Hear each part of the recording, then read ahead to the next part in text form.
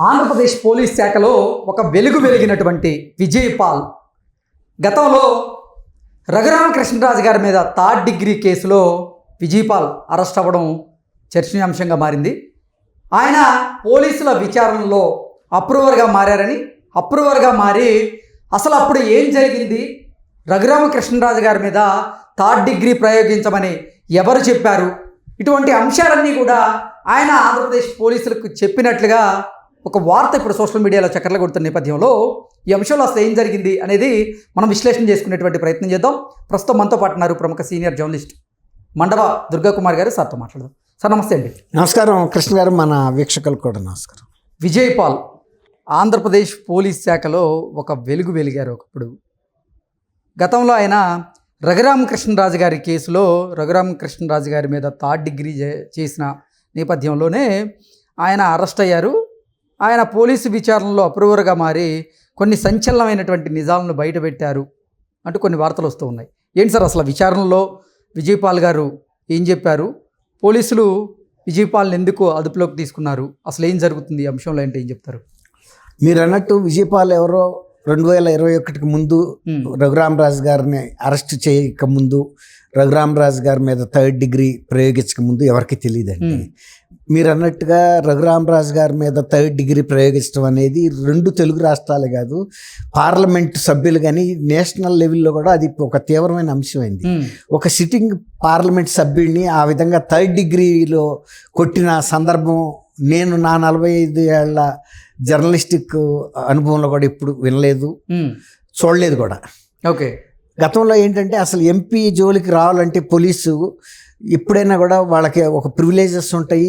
అది కనుక పార్లమెంట్లో ప్రస్తావించే ఏ పోలీస్ ఆఫీసర్ మీద అయినా కూడా వెంటనే స్పీకర్ కాగ్నిజెన్స్ తీసుకుని ఆయా రాష్ట్ర ప్రభుత్వ డీజీపీలకు కూడా వాళ్ళు లెటర్ రాస్తారు. మా పార్లమెంట్ సభ్యుడి మీద మీ పోలీస్ డిపార్ట్మెంట్లో ఫలానా వ్యక్తి అనుచితంగా వ్యవహరించాడు, అతని మీద వెంటనే చర్య తీసుకోండి, ఆ చర్య తీసుకున్నది ఏంటో మాకు తెలియజేయండి అని కూడా రాస్తారు. స్పీకర్ రాయొచ్చు. ప్రివిలేజెస్ కమిటీ ఉంటుంది, ఆ కమిటీకి కూడా రిఫర్ చేస్తారు. ఆ సభ్యులు ఆ వ్యక్తిని పిలిపించి కూడా మాట్లాడతారు, ఏ పోలీస్ ఆఫీసర్ అయితే అనుచితంగా వ్యవహరించాడు. అట్లా అంత పవర్స్ ఉంటాయి.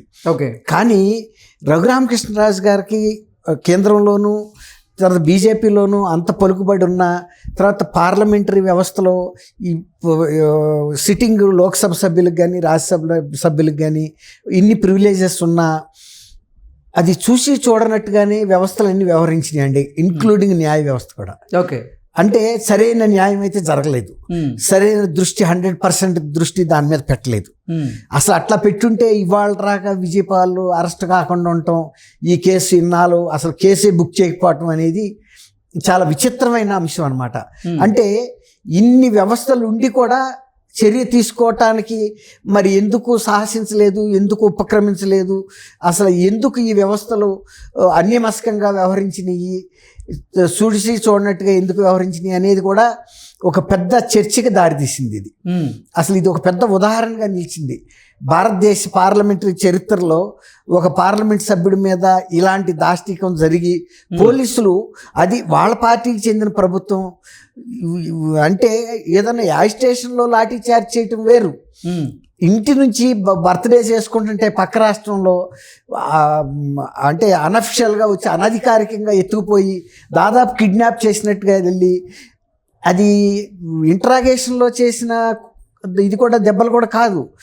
ఆయన ఆ పార్టీ మీద, ఆ పార్టీ నాయకుడు ముఖ్యమంత్రి జగన్మోహన్ రెడ్డి గారి మీద వ్యక్తిగతంగా తీవ్ర విమర్శలు పదే చేస్తున్నాడు కాబట్టి ఆయనకు ఒక గుణపాఠం చెప్పాలని పోలీసుల చేత చేయించిన దాడేది. ఇప్పుడు అందులో ప్రముఖ పాత్ర వహించిన వ్యక్తి, అందులో అడిషనల్ ఎస్పీగా వ్యవహరించి ఈ మధ్యలో రిటైర్ అయిన వ్యక్తి ఆయన విజయ్ పాల్.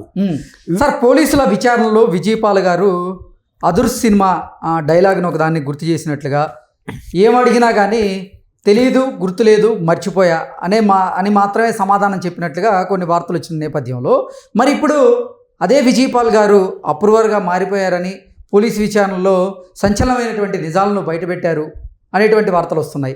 అసలు ఏంటి రెండిట్లో ఏది నిజం? ఇప్పుడు ఆయన్ని జగన్మోహన్ రెడ్డి గారి ప్రభుత్వంలో ఇన్ని కేసులు అతని మీద పెట్టినా కేసు బుక్ చేయలేదు, అరెస్టు చేయలేదు, 41A నోటీస్ ఇచ్చి విచారణ కూడా చేయలేదు. కూటమి ప్రభుత్వం వచ్చిన తర్వాత 41A నోటీస్ ఇచ్చి పిలిపించారు. కూటమి ప్రభుత్వానికి వైఎస్ఆర్సీపీ ప్రభుత్వానికి ఉన్న తేడా ఏంటంటే, వైఎస్ఆర్సీపీ ప్రభుత్వంలో 41A నోటీస్ ఇవ్వకుండా పక్క రాష్ట్రంలో బర్త్డే జరుపుకుంటున్న వాళ్ళ సొంత పార్టీ ఎంపీని ఎత్తుకుని వచ్చేసి 3rd డిగ్రీ ఉపయోగించారు. ఆ తర్వాత ఈవెన్ గవర్నమెంట్ హాస్పిటల్లో కూడా తప్పుడు రిపోర్ట్ ఇచ్చారు. అదేదో చర్మ వ్యాధితో దెబ్బలు తగిలిని తప్ప పోలీసులు లాఠీలతో కొట్టలేదని. అది ఇదే మరి ఇక్కడేమో ఎవరైతే రఘురామరాజు గారు 3rd డిగ్రీ గురి చేశాడో ఆ అడిషనల్ ఎస్పీని 41A నోటీస్ ఇచ్చి పిలిపించి కేవలం మాట్లాడి పంపిస్తే ఆయన అదే చెబుతాడు, అదురుసులో సమాధానమే చెబుతాడు ఎవడైనా. అందులోనూ రఘురామరాజు గారిని ఆ విధంగా కొట్టాడంటే ఆయనకి ఎంత ధైర్యం ఉండాలి. రేపు పార్లమెంటరీ కమిటీ ముందు నేను వెళ్ళి నిలబడాల్సి వస్తుంది, లేకపోతే నాకు శిక్ష పడుతుంది, జైల్లోకి వెళ్ళాలి అనే భయం ఉన్న వ్యక్తి అయితే ఒక పోలీస్ ఆఫీసర్ పార్లమెంట్ సభ్యుడిని ఆ విధంగా కొట్టడం. అసలు ఒక నార్మల్ వ్యక్తిని కొడితే కూడా ఒక్కోసారి ప్రభుత్వాలు కూడా కూలిపోయినాయి ఇట్లా దాష్టికం చేస్తే, చిత్రహింసలకు గురి చేస్తే. మరి అలాంటిది అంత ధైర్యస్తుడు పోలీసులకి 41 నోటీస్ ఇస్తే షివరైపోయి వణికిపోయి మొత్తం కథ అంతా చెప్తాడని ఎవడనుకుంటాడు? అందులో విజయపాల్ లాంటి గుండెలు తీసిన బంటు అదే చెబుతాడు. అసలు మీరు నన్ను ఇంట్రాగేట్ చేసే అంత స్థాయి ఉందా అని కూడా అడిగాడంట వాళ్ళని. నేను అడిషనల్ ఎస్పీని అని. అప్పటికి రిటైర్ అయిపోయాడు. ఆయన భుజకీర్తులు అక్కడేం పనిచేయవు. ఒక అనుమానితుడి స్థానంలో వచ్చి కూడా పోలీస్ ఆఫీసర్ లాగానే దబాయించి వెళ్ళాడంటే ఎంత ప్రజాస్వామికంగా ఉంది కూటమి ప్రభుత్వం అనేది మీరు అర్థం చేసుకోండి. అదే జగన్మోహన్ రెడ్డి ప్రభుత్వం ఉంటే మెయిన్ గేట్ నుంచి కూడా ఉతుకుతా తీసుకెళ్లేవాళ్ళు, ఇక రూమ్ లో పడేసి కుమ్మేసేవాళ్ళు. మరి అట్లా జరగలా. ఇప్పుడు ఆయన ఇంకోటి ఏంటంటే బెయిల్కి హైకోర్టుకి వెళ్ళాడు, సుప్రీంకోర్టుకి వెళ్ళాడు. జగన్మోహన్ రెడ్డి లాంటి ముఖ్యమంత్రులు బాగా సంపాదించిన వాళ్ళు పెట్టుకునే అంత పెద్ద లాయర్ని పెట్టుకున్నాడు ముందస్తు బెయిల్ కోసం. అంటే అన్ని కోట్లు ఇచ్చి పెట్టుకున్నాడంటే ఆయన అక్రమ సంపాదన ద్వారా సంపాదించిన డబ్బు పెట్టాడా, లేకపోతే ఈయన్ని ఎవరైతే ప్రోత్సహించి రఘురామరాజు మీద దాడి చేయించారో ఆ వ్యక్తులు ఆ పెద్ద లాయర్లు ఎంగేజ్ చేశారా? అత్యున్నత న్యాయస్థానంలో న్యాయమూర్తులు కూడా విస్మయం చెందారు. ఒక పోలీస్ ఆఫీసరు ఇంత పెద్ద పెద్ద కౌన్సిల్స్ని, సుప్రీంకోర్టులో హైయెస్ట్ ఫీజులు తీసుకునే లాయర్లను పెట్టాడంటే ఈయనకి ఎలా పెట్టగలిగాడని కూడా వాళ్ళు కూడా విస్మయం చెందారు. ఇవ్వలేదు బెయిల్, అది వేరే మాట. ఎందుకంటే అక్కడ ప్రైమా ఫేసి ప్రాథమిక సాక్ష్యాధారాలు క్లియర్గా ఉన్నాయి. ఇప్పుడు రఘురామరాజు గారు సిఐడి కస్టడీలో తనంతట తను గాయపరుచుకోడు కదా ఆ విధంగా.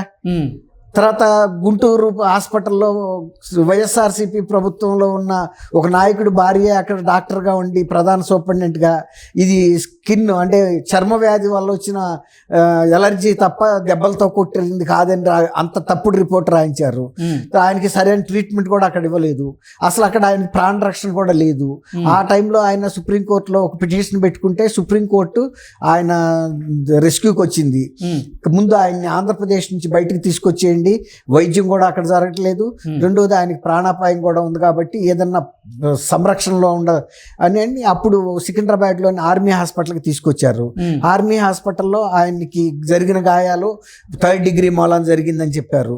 తర్వాత అక్కడ కూడా ఆ తప్పుడు రిపోర్ట్ ఇప్పించడానికి టీటీడీఓ ధర్మారెడ్డి గారిని ఉపయోగించారు ఆ సూపరింటెండెంట్ని ఇన్ఫ్లుయెన్స్ చేయటానికి.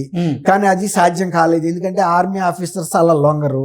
తర్వాత అక్కడ కూడా అరెస్ట్ చేసి తీసుకెళ్ళటానికి కూడా సిఐడి ఆఫీసర్స్ అక్కడ కూడా ప్రయత్నిస్తే ఆయన ఒక ప్రైవేటు విమానాన్ని బేగంపేట విమానాశ్రయంలో పెట్టుకుని దొడ్డు దోవకుండా ఒక ప్రైవేట్ కారులో తప్పించుకుని వెళ్ళిపోయాడు సుభాష్ చంద్రబోస్ లెవెల్లో.